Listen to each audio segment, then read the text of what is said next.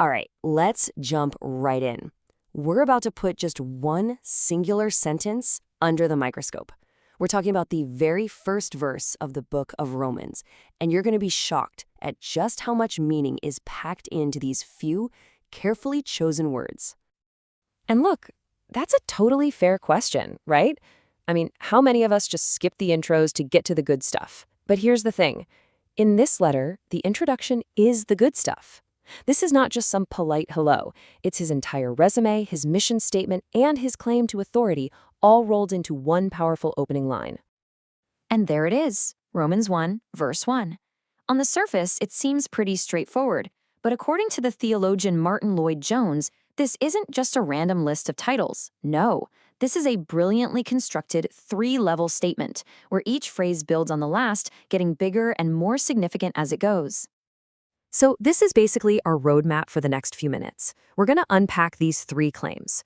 First, Paul as a servant. Then, this very specific idea of being a called apostle. And finally, we get to the ultimate claim, being separated unto the gospel. Let's see how he builds his case. Now, that first claim, a servant, is something Paul would say he shares with every single Christian. It's a title of humility. But that second claim, called to be an apostle, well, that's where he really sets himself apart.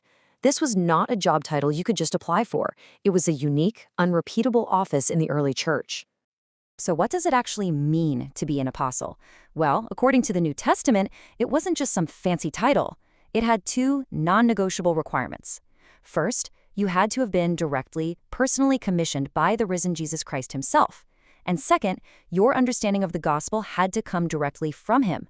No secondhand info, no learning it from someone else. It had to be a direct download. And Paul checks that first box big time. This quote here is from the risen Christ speaking directly to Paul on the road to Damascus. This wasn't some dream or a fuzzy feeling. This was a face-to-face, direct commission for a specific purpose. Paul was sent out by the ultimate authority. And right here, with this quote, Paul just hammers home that second point. He makes it crystal clear that his gospel message didn't come from Peter or James or any of the guys back in Jerusalem. He says he received it directly through a revelation from Jesus Christ. And you know what that did? It put his authority on the exact same level as the original 12 apostles. You can actually see how incredibly careful Paul is with his language. You know, when he's writing with his friends like Sosthenes or his protege Timothy, he calls them our brother.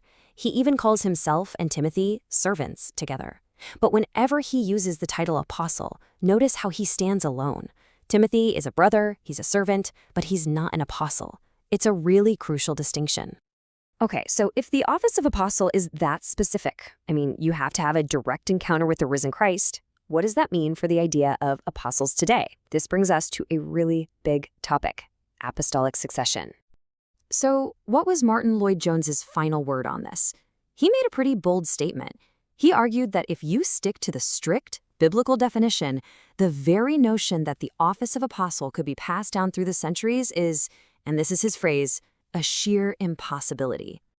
So why would he call it an impossibility? Well, he lays out a few key reasons. First, and most obviously, a successor couldn't be a direct physical witness to Jesus' resurrection. Second, the Bible describes the church as being built on the foundation of the apostles, and you only lay a foundation once, right? And finally, now that we have the complete New Testament, that unique authoritative teaching role they had has been fulfilled. Okay, so now we get to the third and honestly the most profound claim in this whole verse, separated unto the gospel of God. This isn't just Paul repeating himself. He's taking us to an even higher level, to the very peak of his calling. And there's this really fascinating play on words happening here. See, before his conversion, Paul was a Pharisee, and that title, Pharisee, literally means a separated one. He separated himself from others out of a sense of religious pride. But now he flips that idea on its head. He's talking about a true separation, one not done by him, but done to him, by God, for God's divine purpose. And if you think that sounds wild, well, Paul himself confirms this staggering idea. He says that God separated him for this task, from his mother's womb. Think about that. This wasn't some midlife career change. Paul is saying his calling to be an apostle was woven into his very existence before he was even born. And when you lay it all out like this, you see this incredible divine timeline. It wasn't an accident that he was a Roman citizen born in Tarsus. It wasn't a mistake that he became this violent persecutor of the church. All of it, even his fierce opposition, was somehow part of a grand plan set in motion in eternity past and then perfectly executed in God's timing. So what does all this point to? It reveals this massive theological idea, the sovereignty of God. It's the concept that God's eternal plan is never, ever frustrated by our actions or our circumstances. His purpose will always be fulfilled.